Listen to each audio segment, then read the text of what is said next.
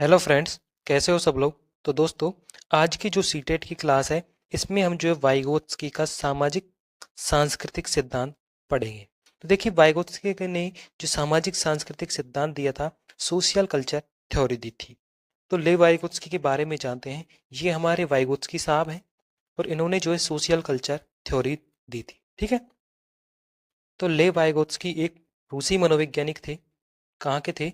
रूस के रहने वाले थे, जिन्होंने सामाजिक सांस्कृतिक सिद्धांत का प्रतिपादन किया। ठीक है। और यह सिद्धांत बताता है कि बच्चा अपने समाज और संस्कृति से अंतःक्रिया मतलब कि इंटरेक्शन करके सीखता है, यानी सामाजिक अंतःक्रिया के बाद विकास होता है। जबकि पियाजे यह मानते हैं कि पहले विकास होता है, बाद में अधिगम होता है। अब देखिए, यहाँ पर जो है ले वाइगोत्स्की वैज्ञानिक हैं और पियाजे की जो थ्योरी है, इन दोनों में थोड़ा सा अंतर है यहाँ पर। तो जो वाइगोत्स्की साहब ने थ्योरी दी, उसमें कहा गया कि बच्चा जो है वो समाज से अंतःक्रिया इंटरेक्शन करके सीखता है। कैसे सीखता है? जैसे कि बच्चा जब सीखता है लेवाइगोत्स्की की थ्योरी के अनुसार, तो बच्चा पहले जो है क्या करेगा? सामाजिक अंत्यक्रिया करेगा, मतलब कि पहले समाज से कुछ ग्रहण करेगा, पहले वो अधिगम करेगा, समाज से सीखेगा, और उसके बाद जो बच्चे का डेवलपमेंट विकास होता है। लेकिन जो जीन पियाजे हैं, वो भाई साहब कहते हैं, वो मनोवैज्ञानिक कहते हैं कि पहले विकास होता है और बाद में अधिगम लर्निंग होता है।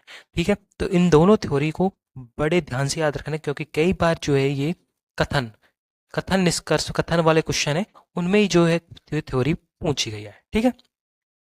तो यहाँ तक की बात हमने कर ली ले वाइगोत्स्की के बारे में। आगे बढ़ते हैं कि वाइगोत्स्की के दो महत्वपूर्ण कॉन्सेप्ट दिए थे वाइगोत्स्की साहब ने। तो वो महत्वपूर्ण कॉन्सेप्ट कौन कौन से हैं? देखिए, एक तो इन्होंने कॉन्सेप्ट दिया था जेड पी डी, जो कि होती है जॉन प्रोक्सिमल डेवलपमेंट, समीपस्थ या निकटस्थ विकास का क्षेत्र। अब समीपस्थ या निकटस्थ विकास का क्षेत्र कौन सा होता है? देखिए, वास्तविक विकास होता है एक तो। अब एक बच्चा है, उसका एक तो वास्तविक विकास हो और एक उसका संभावित विकास हो। मतलब कि एक बच्चा है, जैसे कि यहाँ पे एक डायग्राम दिखाया हुआ नीचे, कि यहाँ पर जो है बच्चे का एक वास्तविक विकास होता है। मैं इस डायग्राम के माध्यम से आपको समझाता हूँ। यहाँ पे जो बच्चा है, वो है बच्चे का वास्तविक विकास इतना है, ये वाला। ठीक है, ये वाला बच्चे का वास्तविक विकास है। और उसका संभावित विकास ये है कि बच्चे का संभावित विकास यहाँ तक करना है हमें। ठीक है। तो इन दोनों के बीच का ये वाला पीला वाला हिस्सा है, ये क्या है? Zone of proximal development, Z कहते हैं। इन दोनों का बीच का जो अंतर है, डिफरेंस है, उसी को हम जेड के नाम से जानते हैं। समझ आया? बच्चे का वास्तविक विकास है, मतलब कि बच्चा जो है वो 5वीं कक्षा में पढ़ता है, मान लीजिए, तो उसका विकास स्तर कितना होगा? बच्चे का विकास 5वीं तक का, तो उसका वास्तविक विकास हो गया। लेकिन हम एक संभावना कर रहे हैं व्यक्त, कि अगर ये इसी तरीके से आगे बढ़ता हुआ अधिगम करता हुआ, तो इसका विकास इस स्तर तक हो जाएगा। संभावित विकास है ये, संभावना व्यक्त कर रहे हैं कि यहाँ तक इसका विकास हो जाएगा। तो इन दोनों के बीच का अंतर तो यही हुआ ना, ये पीले वाला भाग। इसी को हम क्या कहेंगे? Z zone of proximal development कहते हैं। ठीक है। इसको हम जेड कहते हैं। ठीक है। और ये वाला जो भाग है, जो उसका वास्तविक विकास है, उसको Z zone of achieve development, क्योंकि यहाँ तक का होता है उसका विकास हो चुका, अचीव कर लिया उसने, तो ये उसको जेड भी कहते हैं। और इस वाले भाग को हम zone of proximal development Z कहते हैं। ठीक है। ये हमने इसे आपको डायग्राम के माध्यम से समझा दिया। ठीक है। अगली बात है इसकी स्कैफोल्डिंग, जिसे हम पहाड़, मचान या फिर ढांचा कहते हैं। तो ये पहाड़, मचान, ढांचा क्या होती है? कि वयस्कों द्वारा दी जाने वाली अस्थायी सहायता, टेम्परेरी हेल्प या गाइडेंस को हम स्कैफोल्डिंग या पहाड़ या ढांचा कहते हैं। तो यहाँ पर इसको इम्पोर्टेंट कर लीजिए आप, क्योंकि स्कैफोल्डिंग जो है हर वर्ष के क्वेश्चन में, जो हर 6 महीने में जो सीटेट होता है, उसमें एक क्वेश्चन जो स्कैफोल्डिंग का परमानेंटली आता है, फिक्स है ये, कि परमानेंटली स्कैफोल्डिंग का जो 80% है, वो क्वेश्चन आता है हर बार के सीटेट के पेपर में। अब स्कैफोल्डिंग को ध्यान रखना, इसको कई बार जो स्कैफोल्डिंग आ जाता है वर्ड, और कई बार इसको हिंदी में अलग अलग नाम से जानते हैं, पहाड़, मचान या ढांचा के नाम से भी इसको हिंदी में जानते हैं। अब वयस्क द्वारा टेम्परेरी हेल्प कैसे दी जाती है? मान लीजिए बच्चा है, वो कोई भी लर्निंग कर रहा है, कोई भी अधिगम कर रहा है, कोई भी चीज़ सीख रहा है, तो सीखते वक्त जो बच्चे को कहीं पर अटक जाता है, मान लीजिए बच्चा है, वो 5 का ही पहाड़ा सीख रहा है, अब उसको 5 तक के पहाड़े कंप्लीट याद हैं, लेकिन वो 5 दूनी 10, 5 दिए 15 और 5 चौके कितने होते हैं वहां पर भूल गया, जबकि उसके 5 पंजे 25 होता, आगे का पूरा पहाड़ याद है। तो हमने कहा बच्चे को, बेटा अगर इसमें हम 5 जोड़ दें तो कितना हो जाएगा, ठीक है। जैसे कि 5 ये 15 हो जाता है, और 15 में अगर हम 5 जोड़े तो कितना जो बोलेगा 20। तो उसको एक टेम्परेरी हेल्प दे दी, तो बेटा 5 चौके 20। तो उसको एक टेम्परेरी हेल्प दी जाती है, परमानेंटली नहीं दी जाएगी कि हर समय हेल्प दो नहीं, उसको एक परमानेंटली हेल्प दी जाती है। बच्चा है, कई बार बोलते हैं आप स्कूल, वो जबकि हमने इसको सिखा दिया स्कूल बोलेंगे, कोई भी आधा वर्ड होता है तो उसके पहले जो ई लगाने की इच्छा खुद की होती है कि वो खुद लगाया जाए, ठीक है। जैसे स्कूल लिखा होता है इस तरीके से। अब बच्चे को किसको, बच्चा इसको क्या बोलेगा, स्कूल। तो बच्चे से हम बोलते हैं बेटा स्कूल नहीं, क्या बोलेंगे, तो बच्चे को तुरंत याद आ जाएगा कि टीचर ने पहले हमें स्कूल बोलना सिखाया था, ठीक है। तो इस तरीके से उसको क्या दी जाती है, टेम्परेरी हेल्प जो दी जाएगी उसको हम स्कैफोल्डिंग, पहाड़ या मचान या फिर ढांचा कहते हैं, ठीक है।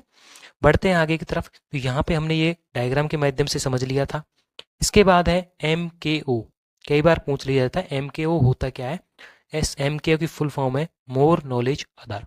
मोर नॉलेज अदर के अंदर कौन कौन आते हैं, जैसे कि हम अदर नॉलेज कहाँ से ग्रहण करते हैं, तो टीचर से भी ग्रहण करते हैं, पेरेंट से भी, और फ्रेंड से भी जो हम नॉलेज ग्रहण करते हैं, ठीक है। अब वाइगोत्स्की साहब है, उनको भाषा पर क्या विचार है। तो भाषा पर क्या विचार है, उन्होंने बताया कि भाषा और चिंतन शुरू में अलग अलग होते हैं लेकिन बाद में एक साथ हो जाते हैं। अब हम कोई चीज़ सोचते हैं, जैसे छोटा बच्चा है, जब उसकी भाषा नहीं विकसित नहीं हो पाती तब तक उसका दिमाग में चिंतन होता है, यार ये घर वाले क्या कर रहे हैं, क्या नई चीज़ आई है घर में, उसके बारे में सोचता रहता है, बड़बड़ाता रहता है वो। लेकिन जैसे ही उसमें भाषा का विकास हो जाता है तो चिंतन और भाषा जो है एक साथ हो जाते हैं। बच्चा उसको पूछ ले लेता है तुरंत, पिताजी क्या लेके आए हो इसमें, ये क्या है। तो अगर पिताजी घर में टीवी लेके आए हो एक दिन, नहीं तो बोल लेगा बच्चा, पिताजी इसमें क्या है, टीवी है, इसमें क्या होता है, हम देखते हैं बेटा बैठ के, कैसे देखते हैं, कैसे चलती है, तो उसके बारे में चिंतन चलता है उसके दिमाग में, वो उसको भाषा का रूप देने लगता था।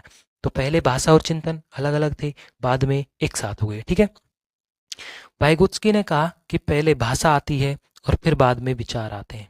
वाइगोत्स्की साहब कहते हैं कि जब तक हम भाषा नहीं सीख पाते तब तक हम थिंकिंग नहीं कर पाते, तब तक हम सोच नहीं पाते।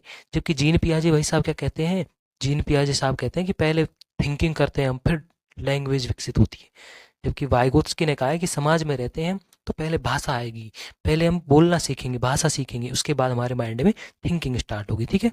भाषा जो है संज्ञानात्मक विकास को सुगम बनाती है। संज्ञानात्मक विकास मतलब कि हमारे सोचने की क्षमता को, जो कॉग्निटिव डेवलपमेंट है उसको फैसिलिटेट करती है, उसको विकसित करती है, ठीक है।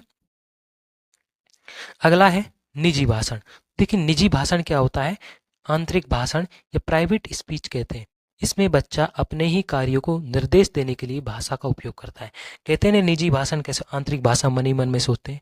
कई बार हम धीरे धीरे होठ को हिलाते हुए बोलते हैं, यार आज वो कार्य करना है, यार आज वो कार्य करना है, आज मुझे वो पढ़ना है, आज मुझे वो पढ़ना है। तो इस तरीके से जो धीरे धीरे बोल करके जो कार्य किया जाता है, या फिर जो मन ही मन में अपने अंदर की भाषा, जो जिन वर्डों को दूसरा व्यक्ति नहीं सुन पाता, चाहे वो पास में कितना ही नजदीक बैठा हो, तो उसको कहते हैं हम निजी भाषण। कि यार मुझे आज ये बच्चा बच्चा सोचता है मन में, तो अगर ये होमवर्क नहीं किया मैंने तो आज मुझे टीचर डांटेगी। तो इस तरीके से जो बच्चा अपने आप बड़बड़ाते हुए अपने वर्डों को दोहराता है, अपने जो अंदर जो भाषण को रिपीट करता है, उसी को हम निजी भाषण या फिर आंतरिक भाषा कहते हैं, ठीक है। तो फ्रेंड्स यहाँ पर जो है वाइगोत्स्की से आपकी जो थ्योरी है वो यहाँ पर हमारी कंप्लीट हो चुकी है। वाइगोत्स्की का जो सोशल कल्चर थ्योरी वो कंप्लीट हो गई है, ठीक है। तो फ्रेंड्स हम थ्योरी कंप्लीट करते जा रहे हैं, थ्योरी हमारी कंप्लीट होती जा रही है। उसी के बाद में हम MCQ प्रीवियस ईयर क्वेश्चन करेंगे CTET वाले, ठीक है। तो फ्रेंड्स वीडियो अच्छी लगी तो वीडियो को लाइक करना, चैनल पर नहीं हो तो चैनल को सब्सक्राइब जरूर कीजिए।